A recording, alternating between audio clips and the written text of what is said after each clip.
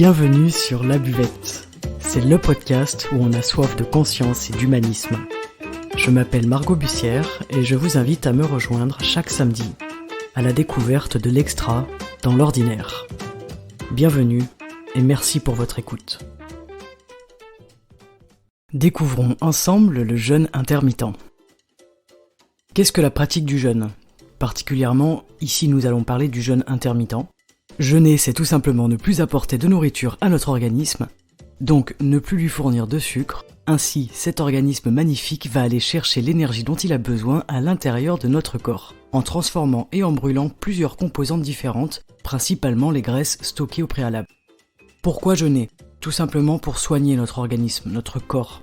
Le jeûne permet de soigner de nombreuses maladies. Le diabète, l'hypertension, le surpoids, la dépression, les troubles dépressifs, mais également d'autres maladies.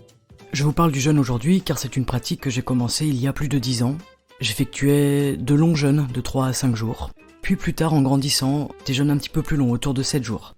Le 3e jour est souvent le plus dur, mais après le 4e, on n'a plus de sensation de faim et c'est assez incroyable. Je me sentais très bien quand je pratiquais le jeûne et j'ai pris l'habitude de jeûner régulièrement par intermittence. Si vous souhaitez vous lancer dans le jeûne, renseignez-vous bien avant tout sur cette pratique. Des conditions de santé sont recommandées. Si vous souhaitez jeûner ou débuter le jeûne intermittent, faites-le en conscience et sans prendre de risques inutiles. Que se passe-t-il concrètement lorsque l'on jeûne ? Je vais essayer de vous décrire les étapes en fonction des heures, afin que vous puissiez vous rendre compte exactement de ce qui se passe dans votre corps lorsque vous le privez de nourriture pendant un certain temps. Dans les 4 premières heures du jeûne, on se sent tout à fait normal, on est en pleine digestion, tout va bien. Les nutriments que l'on a ingérés sont dégradés et absorbés par le sang à travers l'intestin grêle, donc le taux de sucre dans le sang augmente, car les glucides que l'on a mangés sont transformés en glucose, qui est la molécule du sucre. Notre pancréas sécrète l'insuline, qui permet de faire baisser le taux de sucre dans notre sang. Et donc, à ce moment-là, notre taux d'insuline augmente. Après ces 4 heures, le taux d'insuline baisse à nouveau. Ça peut déclencher une sensation de faim, mais en général, un verre d'eau ou une tisane coupera cette fausse sensation. Parce qu'en réalité, après 4 heures, nous n'avons pas besoin de manger. Et si nous mangeons, alors que le taux d'insuline vient enfin de retomber à la normale, on va le faire réaugmenter aussitôt. On le sait, le sucre appelle le sucre. Moins on mange sucré, et moins on aura envie de manger souvent. Donc l'insuline, elle transporte le glucose vers nos muscles et vers notre foie. Le glucose, c'est une forme d'énergie. Il va être stocké sous forme de glycogène. N'oublions pas non plus que l'insuline, elle gère le métabolisme des graisses. Donc elle favorise la formation des graisses, et donc elle freine sa combustion. Donc il est très intéressant de faire baisser notre taux d'insuline au maximum. Après 8 heures, notre glycémie revient à la normale également. 8 heures de jeûne, c'est ce que l'on fait à peu près dans une nuit de sommeil. Si on déjeune le matin, on va donc briser notre jeûne à ce moment-là avec le petit déjeuner et en plus souvent apporter une dose de sucre énorme. On va donc faire remonter le taux d'insuline et notre glycémie réaugmentera également.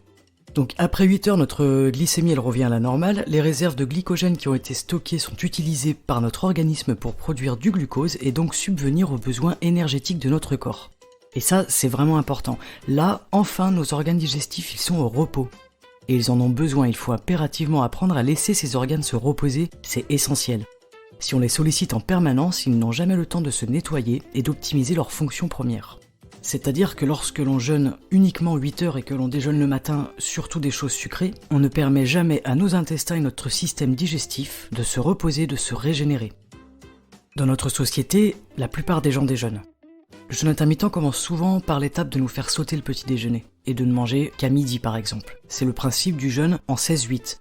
On fait 16 heures de jeûne pour 8 heures d'alimentation. On peut faire 20 heures le soir jusqu'à midi du lendemain, et puis à partir de midi jusqu'à 20 heures de la fin de journée, on peut consommer des aliments. Alors, après 10 heures de jeûne, la combustion des graisses peut enfin commencer. Lorsqu'il a épuisé les réserves de glucose, notre organisme va commencer à aller chercher l'énergie dont il a besoin dans nos réserves de graisse. Et ça, c'est super. N'oublions pas que la graisse, elle est faite pour ça. Elle est stockée en vue d'être utilisée si besoin. C'est un mécanisme de survie. Ce qui est intéressant dans cette phase-là, c'est que le corps libère des hormones. Il libère de la testostérone et de l'adrénaline. Elles sont toutes les deux utiles pour brûler les graisses corporelles. Il y a également une augmentation de la sécrétion des hormones de croissance, et ça permet d'éviter la diminution de la masse musculaire pendant le jeûne. Les muscles sont plus utiles que la graisse, ils seront donc utilisés en dernier recours par le corps. Donc si on est sportif, si on fait de la musculation ou tout autre sport, On peut tout à fait adopter le jeûne, surtout que la testostérone et l'hormone de croissance sont très utiles à la formation de la masse musculaire. On entend souvent des sportifs qui expliquent qu'ils mangent toutes les 3 heures, qui font beaucoup de petits repas par jour. Selon moi, ce n'est pas une bonne idée, mais évidemment, ça me regarde. Lorsque l'on fait des jeûnes plus longs, des jeûnes de 7 jours, il y a forcément un moment où les muscles vont être utilisés. Lorsque je fais des gros jeûnes, je sais que je perds de la masse musculaire. Après 12 heures commence le principe de la cétose. Là, notre concentration intellectuelle, elle augmente fortement, on va se sentir éveillé, énergique. La cétose, c'est un état métabolique pendant lequel la graisse va fournir la majeure partie du carburant pour notre corps. Le corps augmente sa production de cétone, ce sont des molécules d'acide gras qui sont utilisées, encore une fois, comme une source d'énergie pour le corps à la place du glucose, qui, à ce stade, sera épuisé.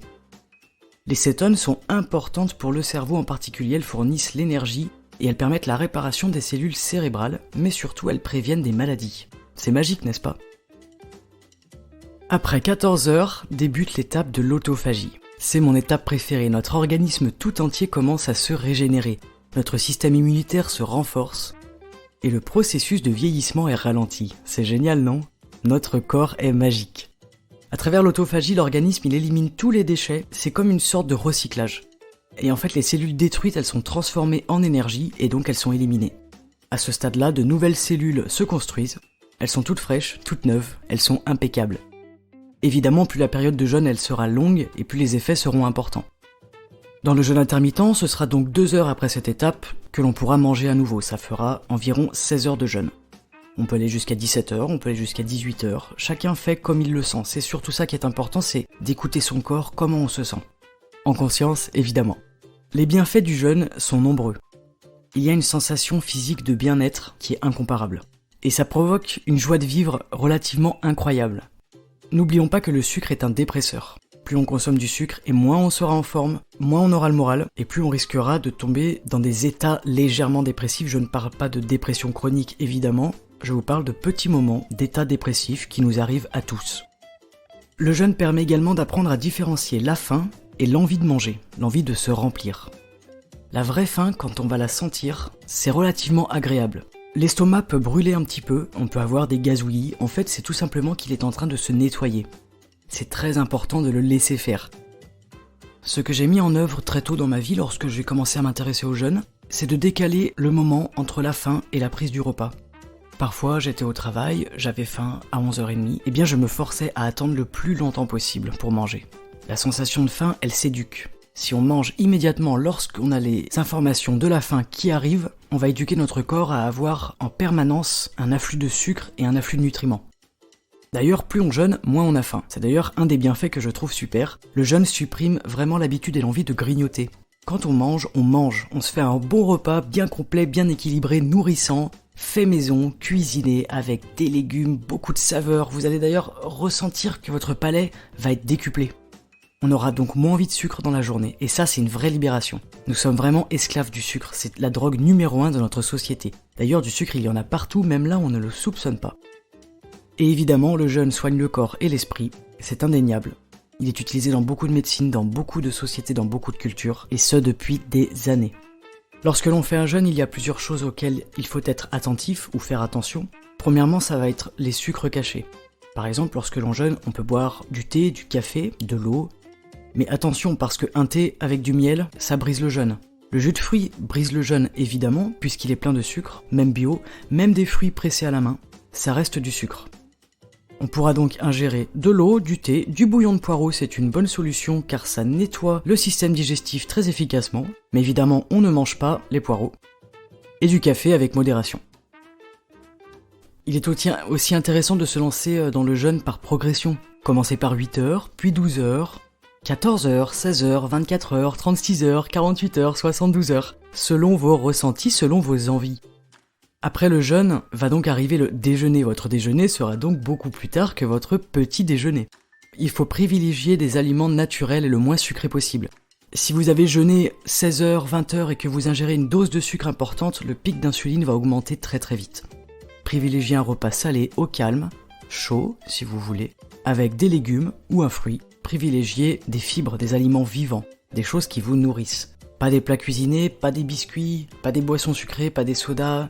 Il est intéressant de profiter du jeûne pour éliminer le plus d'apports de sucre possible. Vous vous rendrez compte d'ailleurs de la quantité de sucre que l'on ingère en une journée.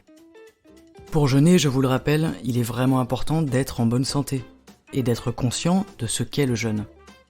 Selon moi, il y a un besoin vraiment important de motivation et une réelle envie de jeûner pour le vivre bien et dans la joie, et non pas péniblement. Si on fait un jeûne à contre-cœur, ça ne sert à rien. Vous pouvez aussi choisir de vous faire accompagner par un médecin ou un expert si c'est nécessaire ou si le besoin est ressenti.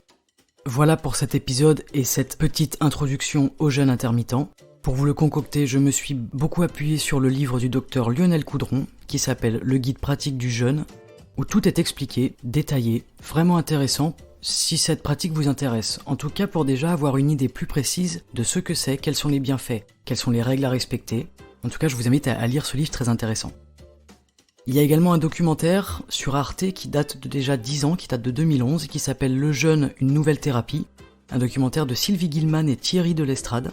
Il est très intéressant pour ceux qui l'ont déjà vu à revoir et pour ceux qui ne connaissent pas, je vous invite à aller chercher sur votre petit moteur de recherche. Je voulais également vous parler d'une application que j'utilise qui s'appelle Bodyfast, B-O-D-Y-F-A-S-T. Le fasting, c'est le jeûne en anglais. Je l'utilise personnellement cette application, je la trouve très bien, elle est gratuite, tout est très bien expliqué, le suivi est précis et ça aide à réaliser ses premiers pas. Vous êtes nombreux dans mon entourage à me poser des questions sur le jeûne intermittent.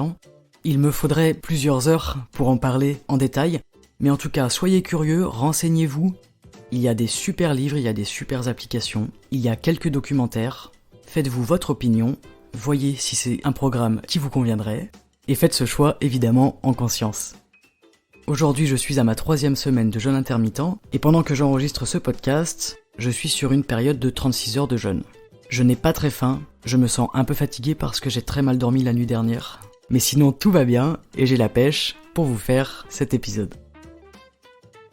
En tout cas, je vous remercie d'avoir écouté cet épisode sur le jeûne intermittent, j'espère qu'il vous a plu. Si vous avez des questions, n'hésitez pas. Si vous souhaitez que je fasse un 2e podcast pour expliquer un peu plus précisément, un peu plus en détail le jeûne et le jeûne intermittent, je peux le faire.